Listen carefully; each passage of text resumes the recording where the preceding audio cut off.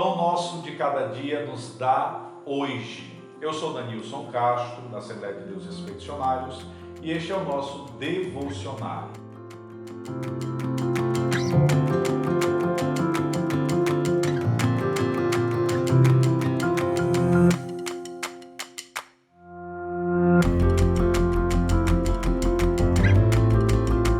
Estamos pensando sobre a oração do Pai Nosso e chegamos ao segundo momento desta oração. Ao iniciar o texto, Jesus nos ensina que nós devemos rogar ao Pai. Na sequência, ele então nos orienta a rogar pelo pão. Primeiro, eu busco a presença do Pai. Depois, eu agradeço a presença do pão. Mas por que não começar com o pão e, na conclusão, citar a presença do Pai? Por que começar com a presença do Pai? Ora, Jesus está nos ensinando um princípio lógico para a vida. É possível suportar uma vida sem o pão na mesa, mas é impossível suportar a vida sem o Pai, sem a presença do Pai na vida. Por isso, primeiro eu rogo pela presença do Pai e só a posteriori, então, eu agradeço a presença do pão. Porque com o Pai é possível viver sem o pão. Mas sem o Pai, a ausência ou a presença do pão não trará sentido algum para a nossa vida. Por isso, primeiro, eu declaro: Pai nosso que estás nos céus. E aí, obviamente, eu preciso, em celebração, agradecer ao providente Deus pelo pão que é nosso.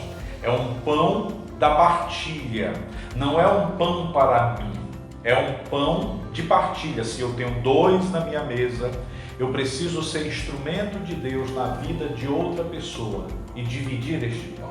É um pão que precisa ser pão que vivifique o amor do Cristo ao apresentar a partilha destes dois que têm uma mesa para o outro que não tem nenhum pão.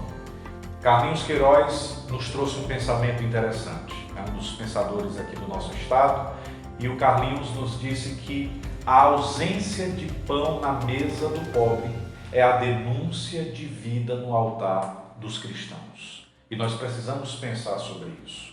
É preciso refletir sobre este pão que eu desejo cada dia. E por que não declarar pão nosso semanal ou pão nosso anualizado? Por que eu preciso dizer que este pão é um pão que eu preciso buscá-lo para hoje? É para cada dia, porque amanhã é necessário retornar à presença de Deus e dizer novamente: pão nosso de cada dia. Depois de amanhã, eu preciso retornar à presença de Deus e proclamar novamente: pão nosso de cada dia. Na lógica, o que Jesus está nos ensinando é que nós vamos à presença de Deus em busca de pão, mas a busca do pão é apenas uma desculpa para a gente voltar à presença do Pai, porque o que precisamos realmente é manter constância em oração. Então, quando eu digo pão nosso de cada dia, eu estou dizendo hoje. Amanhã eu preciso voltar novamente ao seguro espaço da devoção e da oração, porque é nesse espaço que o Senhor cria em mim o caráter do seu Filho Jesus Cristo.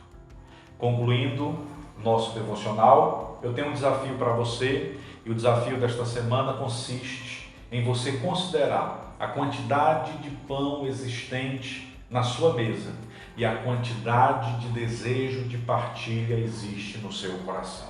Ore ao Senhor para que você seja instrumento de vida na vida de outras pessoas, lembrando-se sempre: mais bem-aventurada coisa é dar do que receber.